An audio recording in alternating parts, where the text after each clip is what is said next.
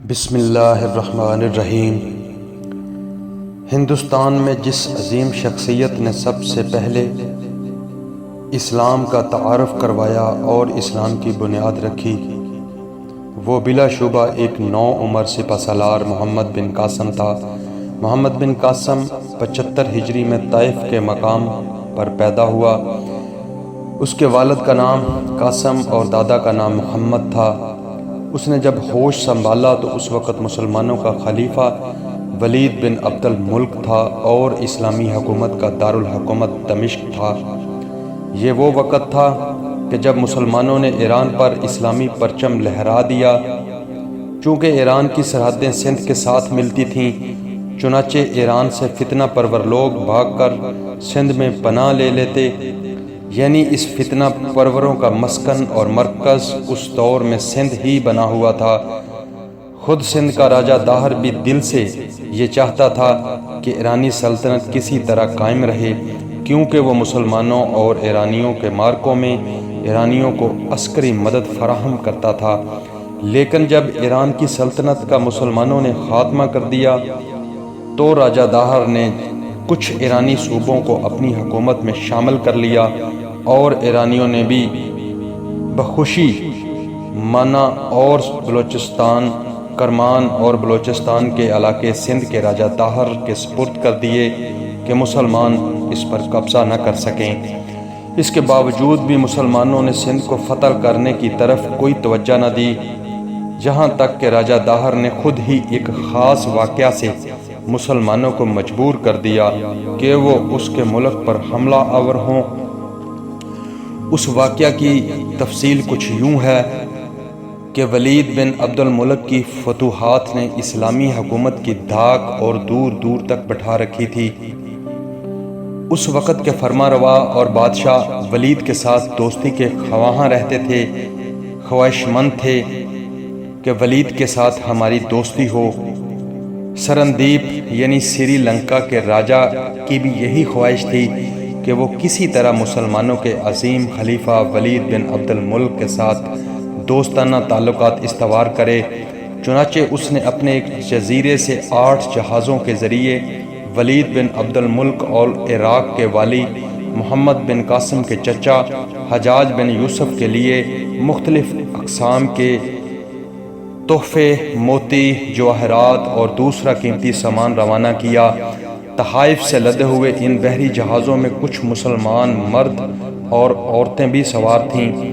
جب جہازوں کا یہ قافلہ سمندر کے اندر سفر کر رہا تھا تو سمندر کے اندر ہواؤں کے طوفان نے ان جہازوں کو بے قابو کر دیا اور یہ بحری کشتیاں جہاز دیبل کے ساحل کی طرف آ گئے۔ اس وقت دیبل شہر سندھ کی بندرگاہ اور راجہ داہر کے علاقے کا مشہور شہر تھا اور آج کا کراچی شہر ہے۔ راجہ داہر کا ایک گورنر اور سپہ سالار جہاں رہا کرتا تھا، جہاں قزاقوں کے ایک گروہ نے جسے نکامرہ کہتے تھے اور وہ دیبل شہر ہی کے باشندے تھے، ان جہازوں پر قبضہ کر لیا اور ان جہازوں کو لوٹ لیا اور مردوں اور عورتوں کو گرفتار کر لیا۔ سرندیپ کے تمام قیمتی تحائف بھی انہوں نے اپنے قبضے میں کر لیے۔ کچھ مسافر ان جہازوں سے کسی نہ کسی طرح خود کو بچا کر نکل جانے میں کامیاب ہو گئے۔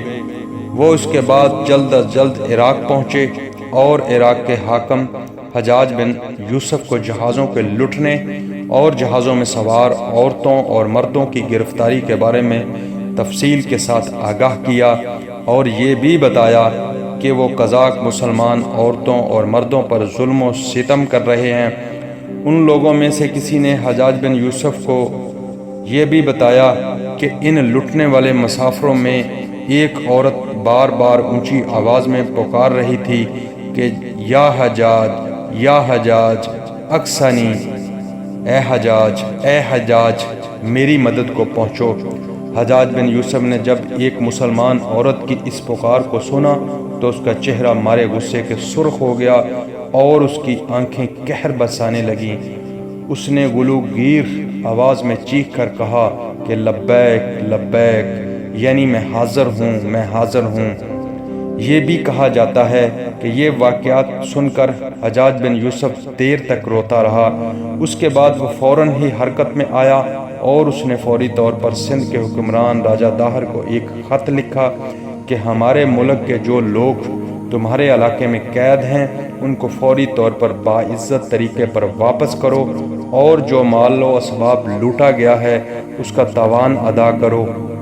اس کے جواب میں راجہ داہر نے بے پرواہی سے جواب دیا کہ یہ کام میرا نہیں اور نہ ہی میرے حکم سے ہوا ہے، بلکہ یہ کام بحری قزاقوں کا ہے جن سے نہ تو میرا کوئی تعلق ہے اور نہ ہی کوئی واسطہ ہے۔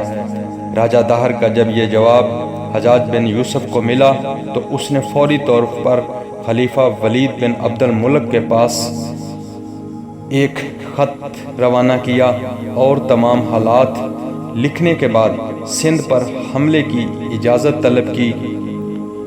خلیفہ کی اجازت حاصل ہوتے ہی حجاج بن یوسف نے اپنا ایک سالار عبداللہ بن نہان سندھ کی طرف لشکر کے ساتھ روانہ کیا، مگر وہ شہید ہو گیا، چنانچہ یہ مہم ناکام ہو گئی۔ اس کے بعد حجاج بن یوسف نے ایک اور سالار کو روانہ کیا، مگر یہ سالار بھی میدان جنگ میں شہید ہو گیا، یعنی دوسری مرتبہ بھی مسلمانوں کو ناکامی کا سامنا کرنا پڑا۔ حجاج بن یوسف کو اپنے 2 سالاروں کی شہادت کا بہت زیادہ دکھ تھا، اور اسی طرح جو مجاہدین ان مارکوں میں شہید ہوئے تھے اس کا بھی اسے بہت زیادہ دکھ اور رنج تھا۔ چنانچہ اس نے اب تیسری مرتبہ جس سالار کا انتخاب کیا وہ اس کا 17 سالہ بھتیجا عماد الدین محمد بن قاسم تھا۔ محمد بن قاسم ایک خوبصورت نوجوان تھا۔ اس کی آنکھیں بڑی بڑی تھیں، پیشانی کشادہ، رنگ اس کا گلابی اور آواز باروب تھی۔ اللہ کریم نے اسے فولاد کا دل عطا فرمایا تھا، نہایت با تہذیب اور با اخلاق تھا۔ حجاج بن یوسف نے بہت سوچ بچار کے بعد محمد بن قاسم کو منتخب کیا، جو کہ اس کے خیال کے مطابق روانہ کیے جانے والے لشکر کی بہتر انداز میں کمان کر سکتا تھا۔ جس وقت حجاج بن یوسف نے تیسری مرتبہ سندھ کی طرف لشکر بھیجا، اس وقت محمد بن قاسم ایران میں مقیم تھا۔ محمد بن قاسم کو حجاج بن یوسف نے یہ کہا کہ لشکر تیار کرے، رے شہر کی طرف روانہ ہو جاؤ، مگر جب وہ لشکر لے کر رے شہر کی طرف روانہ ہوا تو راستے میں اسے حجاج بن یوسف کا قاصد ملا کہ رے کی پیش قدمی روک دو اور فوری طور پر سندھ کی طرف لشکر کشی کے لیے تیاری کرو، واپس شیراز آ جاؤ اور اس لشکر کا انتظار کرو جو میں تمہاری طرف بھیج رہا ہوں، اسے لے کر تم فوراً سندھ کی طرف روانہ ہو جاؤ۔ حجاج بن یوسف نے بڑی بڑی بحری کشتیوں میں ضروریات زندگی کا ہر سامان رکھوا دیا، یہی نہیں بلکہ پتھر برسانے والے بڑے بڑے آلات بھی ان کشتیوں میں رکھوا دیے۔ محمد بن قاسم پہلے مکران پہنچا اور وہاں سے اس نے پنجگور کا رخ کیا۔ اسے فتح کرنے کے بعد اس نے وہاں چند روز تک قیام کیا تاکہ اس کا لشکر تازہ دم ہو جائے۔ اس کے بعد اس نے ارمن بیلا کا محاصرہ کیا اور چند ہی روز میں اسے بھی فتح کر لیا۔ 92 ہجری میں جمعۃ المبارک کے روز محمد بن قاسم دیبل پہنچا اور سب سے پہلے وہاں پر جمعۃ المبارک کی نماز ادا کی۔ اتفاق سے اسی روز حجاج بن یوسف کے بھیجے ہوئے بحری جہاز بھی پہنچ گئے، جن میں سامان رسد اور پتھر برسانے والے بڑے بڑے آلات بھی موجود تھے۔ ان میں جو سب سے بڑی آلات تھیں اس کا نام عروس تھا اور اس کو کافی لوگ چلاتے تھے۔ محمد بن قاسم جب اپنے لشکر کے ساتھ دیبل پہنچا تو شہر والوں نے خود کو شہر میں محصور کر لیا اور دروازے بند کر لیے۔ جب شہر والوں کا یہ رویہ دیکھا تو محمد بن قاسم نے اپنے لشکریوں سے کہا کہ جا بجا مورچے قائم کر لیں اور سنگ باری کے لیے جو آلات ہیں پتھر برسانے کے ان کو بھی نصب کر دیں۔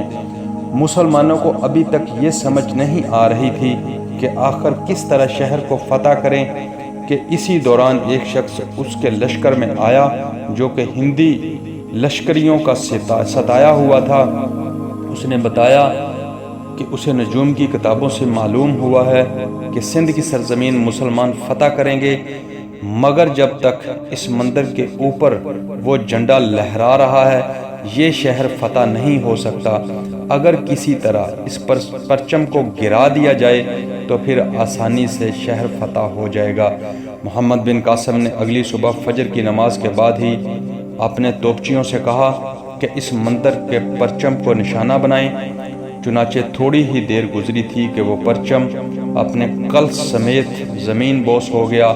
اس کے گرتے ہی شہر میں عجیب سی افراتفری پھیل گئی۔ اسی کے ساتھ شہر میں موجود لشکر نے شہر سے نکل کر حملہ کرنا شروع کر دیے۔ مسلمان بھی یہی چاہتے تھے، مگر وہ پھر شہر میں حملہ کرنے کے بعد داخل ہو جاتے۔ اسی دوران چند مسلمان فصیل پر چڑھنے میں کامیاب ہو گئے اور انہوں نے فوری طور پر شہر کا مرکزی دروازہ کھول دیا۔ شہر والوں نے جب دیکھا کہ دروازہ کھول دیا گیا ہے تو انہوں نے امان طلب کی، مگر اب تو دیر ہو چکی تھی۔ محمد بن قاسم کا لشکر اب شہر کے اندر داخل ہو رہا تھا اور شہر میں موجود لشکر کے ساتھ بڑی ہی خوفناک جنگ شروع ہوئی۔ آہستہ آہستہ ہندوؤں کا لشکر کم ہوتا چلا گیا اور آخرکار شہر پر مسلمانوں کا قبضہ ہو گیا اور مسلمانوں کو فتح نصیب ہوئی۔ دیبل شہر کا حاکم جو کہ راجہ دہر کا مقرر کردہ تھا وہ خفیہ راستے سے فرار ہونے میں کامیاب ہو گیا۔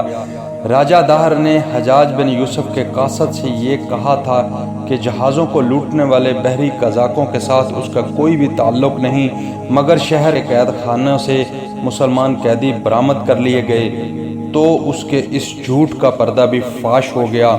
دیبل کی فتح سے مسلمان لشکر کو بہت بڑا خزانہ ہاتھ لگا۔ محمد بن قاسم نے اس کا 5واں حصہ مرکز کی طرف روانہ کر دیا اور باقی تمام لشکریوں میں تقسیم کر دیا۔ راجہ داہر اس ساری صورتحال پر نظر رکھے ہوئے تھا۔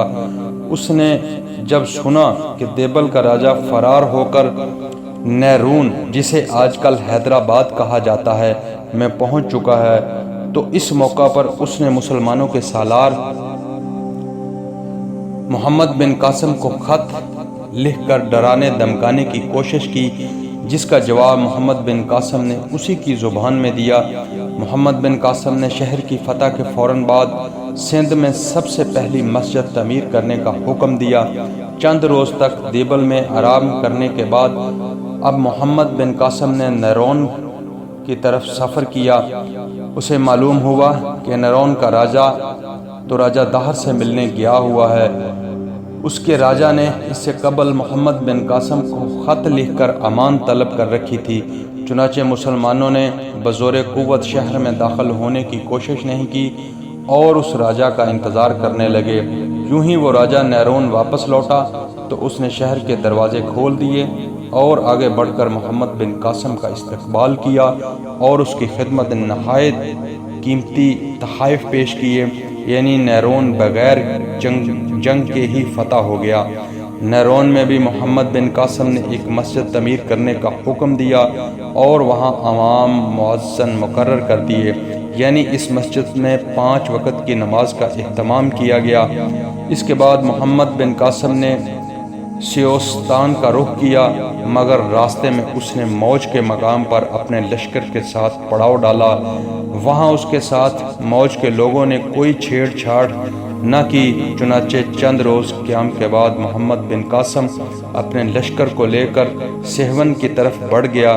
سیون کے قریب جب مسلمان لشکر پہنچا تو شہر کے لوگوں نے خود کو شہر میں محصور کر لیا۔ سیون پر حملہ ہونے کے بعد محمد بن قاسم نے پتھر برسانے والی آلات کو نصب کیا اور پتھر برسانا شروع کر دیے، جس سے اس کی فصیل کئی جگہ سے ٹوٹ پھوٹ کا شکار ہو گئی۔ اب جو سیون کے راجہ نے دیکھا کہ شکست یقینی ہے تو وہ خفیہ راستے سے فرار ہو گیا۔ اس کے فرار ہونے کے بعد شہر کے لوگوں نے محمد بن قاسم کی اطاعت قبول کر لی اور سیون شہر کو مسلمانوں کے حوالے کر دیا۔